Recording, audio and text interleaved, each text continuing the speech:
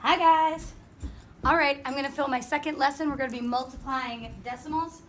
This is something you probably learned a little bit in 5th grade, but this is gonna be some healthy reviews so that way when we move into ratios, percents, proportions, and bigger, more scary numbers, that you know what you're doing. So when multiplying decimals, you can always estimate. Miss Madera does not require you to estimate, but it's a good strategy.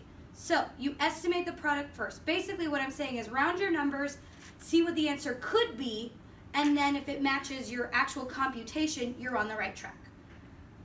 They will help you place the decimal point in the product. So you guys know Miss Madera, some people say that I look like Megan Trainor.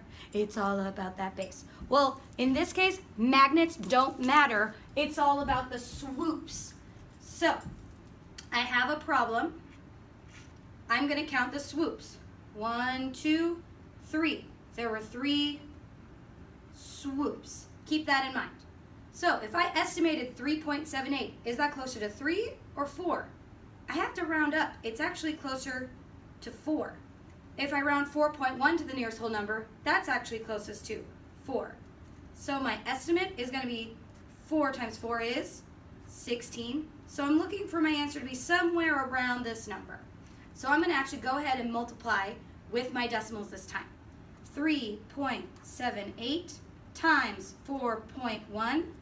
I'm multiplying. I'm not adding or subtracting, so magnets don't matter.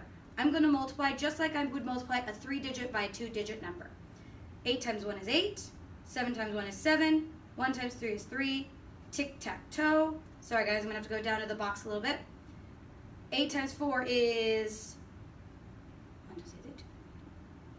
32. 4 times 7 is 28. 29, 30, 31. 4 times 3 is 12. Plus 3 is 15. And I'm going to move my sum over here. When I add up all the numbers, my final answer will be 15,498. And the reason I put the decimal here is because we counted 3 swoops in the problem.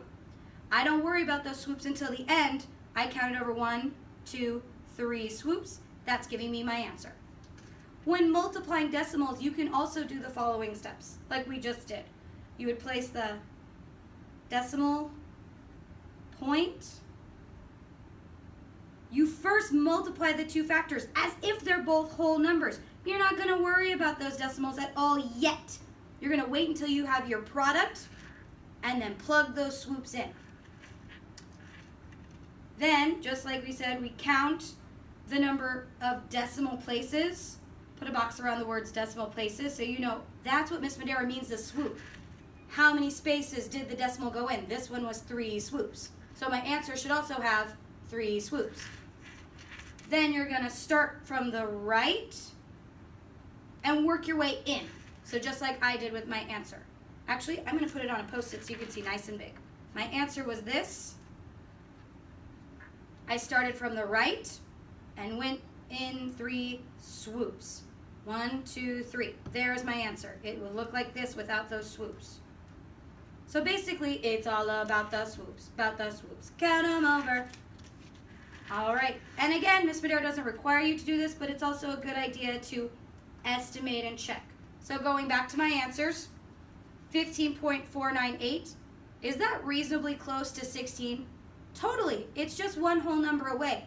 If my answer was something like 29 or 320 or 4,000, that's not even close to 16. That wouldn't be reasonable. This one, that's reasonable. I think I'm good to go. All right, guys, you're going to scoot on to the problems on the front, and you're going to work on your group work on the back, and we will check this together. See you later.